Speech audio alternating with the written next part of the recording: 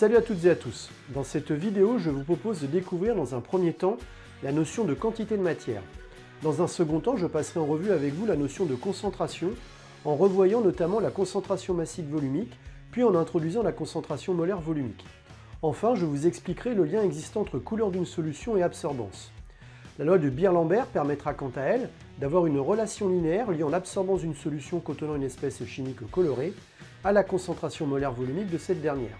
Vous êtes prêts? Alors, c'est parti! Un petit échantillon de matière tel qu'un petit volume d'eau contient un très grand nombre d'entités élémentaires. Les entités élémentaires désignent des molécules, comme dans le cas de l'eau, mais aussi des ions ou des atomes. Se pose alors le problème du dénombrement de ces entités élémentaires dans un échantillon de matière. Dans la vie quotidienne, pour dénombrer rapidement une grande collection d'objets, le plus efficace est de les regrouper en paquets de composition identiques.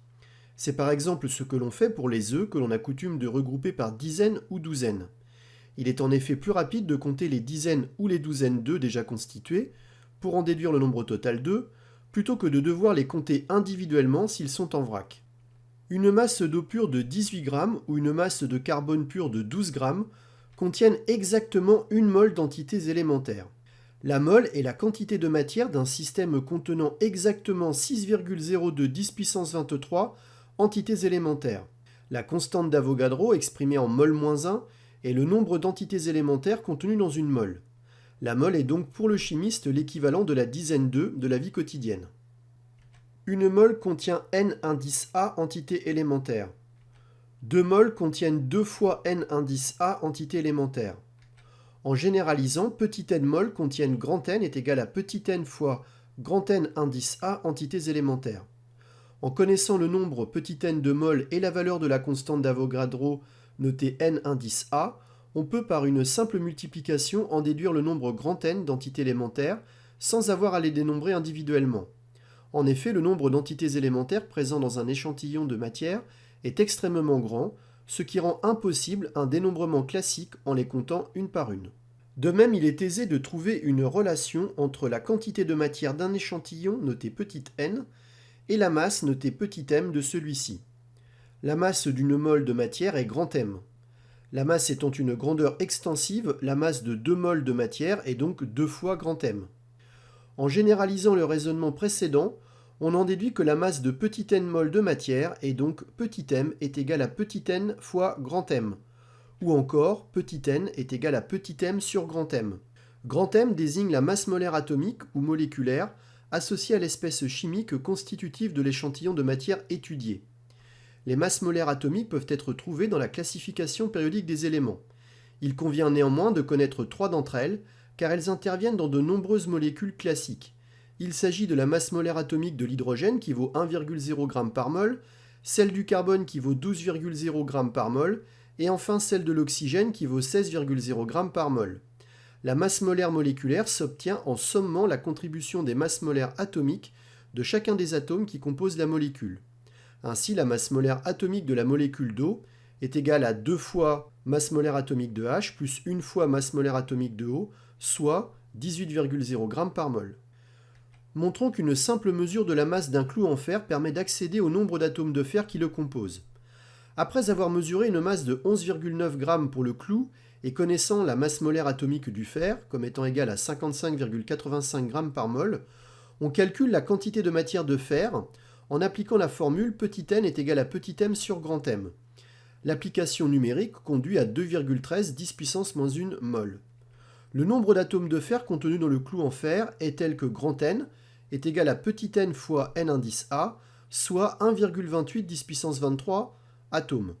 Le nombre d'atomes de fer présents dans le clou est gigantesque, de l'ordre de 100 000 milliards de milliards. Pourrait-on dénombrer ces atomes en les comptant un par un à raison du comptage de 1 atome toutes les secondes? La durée nécessaire serait dans ce cas ΔT est égale à 1,28 10 puissance 23 secondes. En considérant qu'une année est composée en moyenne de 365,25 jours, qu'une journée est formée de 24 heures et qu'une heure comporte 60 fois 60 est égal à 3600 secondes, on obtient facilement la durée ΔT du comptage exprimée en années. Un calcul élémentaire conduit à 4,06 fois 10 puissance 15 ans, c'est-à-dire 4,06 millions de milliards d'années. Ce résultat est très supérieur à l'âge de l'univers estimé à environ 13,8 milliards d'années. En conclusion, une simple mesure de la masse d'un échantillon de matière au niveau macroscopique permet de dénombrer le nombre d'entités élémentaires qui le composent au niveau microscopique. Il existe une relation simple liant le volume d'un gaz à sa quantité de matière.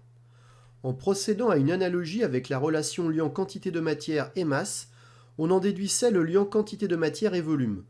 On obtient ainsi petit n est égal à grand V sur V indice M, où V est le volume occupé par le gaz exprimé en litres, et V indice M son volume molaire exprimé en litres par mol. Par définition, le volume molaire d'un gaz est le volume occupé par une mole de ce gaz. Il est indépendant de la nature du gaz mais dépend de sa température. Ainsi, V indice M est égal à 22,4 litres par mol dans les conditions normales de température et de pression, c'est-à-dire à 0 degrés Celsius et sous une atmosphère, et Vm est égal à 24 litres par mol à 20 degrés Celsius sous une atmosphère. Calculons par exemple la quantité de matière, de dioxygène et de diazote contenue dans 50 ml d'air emprisonné dans une seringue à 20 degrés Celsius sous une atmosphère.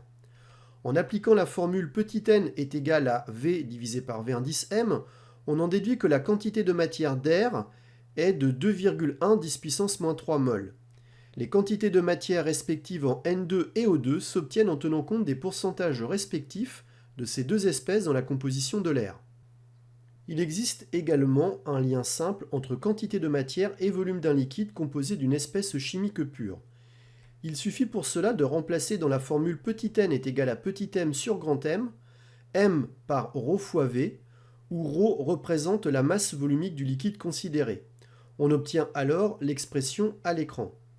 En remplaçant ρ par petit d fois ρ de l'eau, où ρ de l'eau désigne la masse volumique de l'eau, qui équivaut à 1 g par cm cube, on obtient l'expression de la quantité de matière, petit n, en fonction de petit d, grand V et grand M. En fonction des données fournies, c'est-à-dire soit connaissant la masse volumique ou la densité petit d du liquide étudié, on utilisera l'une ou l'autre des formules encadrées visibles à l'écran. Il est ainsi par exemple possible de calculer facilement la quantité de matière d'éthanol contenue dans 50 ml de ce liquide pur à partir de sa masse volumique qui vaut 0,78 g par cm3. Le détail du calcul est donné à l'écran. Rappelons que 1 ml équivaut à 1 cm3. N'hésitez pas à mettre la vidéo sur pause si nécessaire. Sur une analyse de sang, on peut lire les concentrations des différentes espèces chimiques dont on recherche la présence exprimée en grammes par litre ou milligrammes par litre. La concentration massique volumique, notée C indice M d'un soluté, est le quotient de la masse petit m de celui-ci par le volume grand V de la solution. Elle s'exprime en grammes par litre. La formule permettant de la calculer est C indice M est égal à petit m sur grand V. On en déduit dans la foulée facilement que petit m est égal à C indice M fois V. Le premier exemple propose le calcul de la masse d'acide urique contenue dans 50 ml de sang, connaissant sa concentration massique. Le deuxième exemple propose quant à lui le calcul de la concentration massique d'une solution aqueuse de volume donné, obtenu par dissolution d'une masse petit m de soluté connue. N'hésitez pas à mettre la vidéo sur pause afin d'étudier en détail ces deux exemples. Les erreurs classiques se rencontrent souvent au niveau des conversions des unités. Afin de rendre compte de la quantité de matière par unité de volume d'un soluté en solution, on introduit la notion de concentration molaire volumique. Celle-ci est le quotient de la quantité de matière petit n en mol du soluté dissous par le volume grand V en litres de la solution ainsi préparée. Sa formule est donnée à l'écran, elle s'exprime en mol par litre. La quantité de matière petit n du soluté dissous en solution a donc quant à elle pour expression petit n est égal à grand C fois grand V. En combinant l'expression de C avec celle de n exprimée en fonction de petit m, on en déduit que grand C est égal à petit m divisé par grand M fois V. Dans cette expression, on reconnaît le quotient petit m sur V, qui est la concentration massique volumique que l'on note C indice M. Finalement, on en déduit le lien entre concentration molaire volumique notée grand C et concentration massique volumique notée grand C indice petit m, à savoir grand C est égal à C indice M sur grand M, où grand M est la masse molaire atomique ou moléculaire de l'espèce chimique considérée. Un exemple de calcul de concentration molaire volumique en soluté apporté est donné à l'écran. N'hésitez pas à mettre la vidéo sur pause afin de regarder le détail du calcul.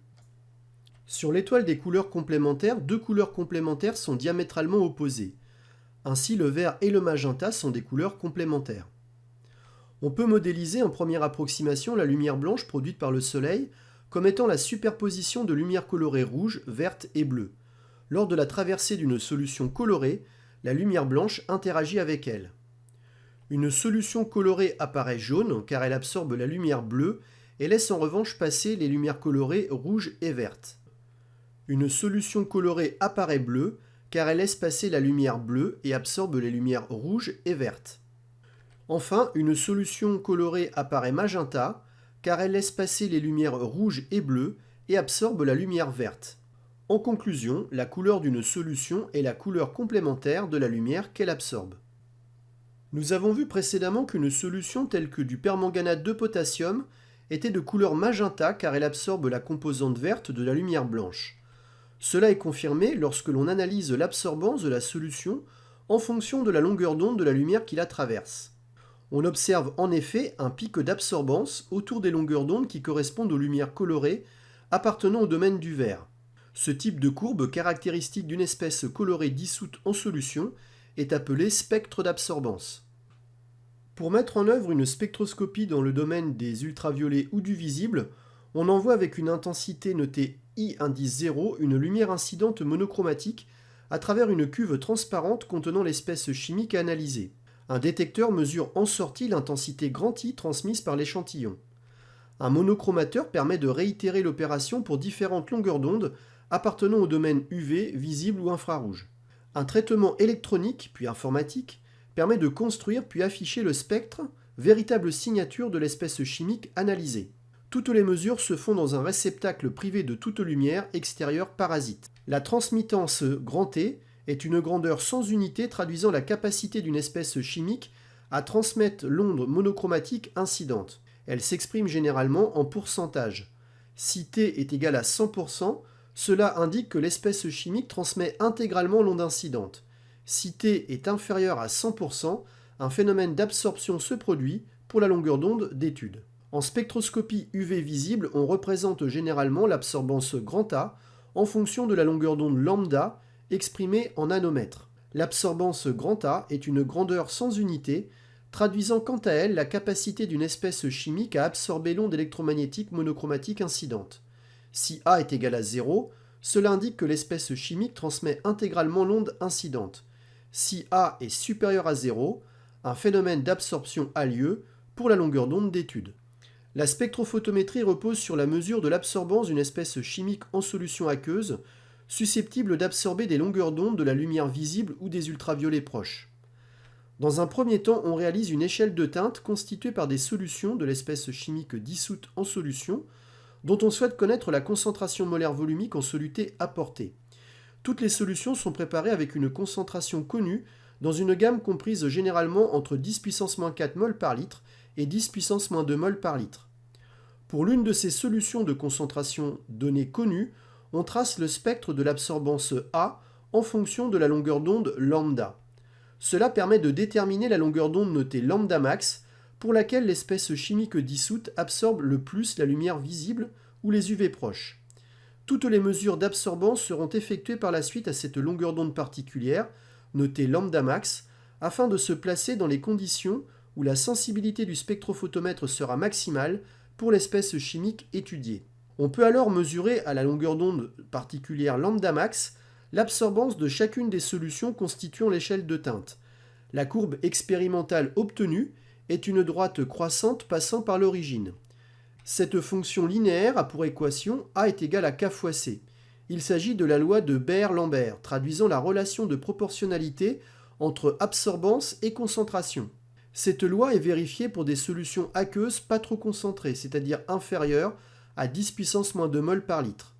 La constante de proportionnalité K, ou coefficient directeur, dépend à la fois de la nature de l'espèce chimique responsable de l'absorption, mais aussi de l'épaisseur de la solution traversée par le faisceau monochromatique, d'où l'importance d'utiliser impérativement le même modèle de cuve transparente pour toutes les mesures d'absorbance. Il ne reste plus alors qu'à mesurer toujours à la longueur d'onde particulière lambda max l'absorbance de la solution de concentration inconnue. On peut déterminer C graphiquement ou par le calcul, en remarquant que d'après la loi de Beer-Lambert, C est égal à grand A divisé par K. Le coefficient directeur K de la droite peut être calculé facilement à la main en connaissant les coordonnées de 2 points appartenant à celle-ci. On peut également utiliser un tableur grapheur pour qu'après modélisation mathématique, sa valeur soit calculée par le logiciel. Cette seconde méthode permettra d'obtenir un résultat plus précis que celui de la méthode graphique. Enfin, il est important de noter qu'avant les mesures d'absorbance de l'étape 3, permettant d'obtenir la loi de Beer-Lambert, il faut procéder au réglage du zéro du spectrophotomètre. Cette étape préalable, appelée quelquefois faire le blanc, consiste à régler le spectrophotomètre de telle manière que celui-ci affiche une valeur de l'absorbance nulle à la longueur d'onde lambda max pour un échantillon d'eau distillée. Cela permettra de s'affranchir des phénomènes d'absorption résiduelle liés au solvant lui-même et à la cuve transparente. Voilà, j'espère que vous en savez désormais un peu plus sur les notions de quantité de matière, de concentration et d'absorbance.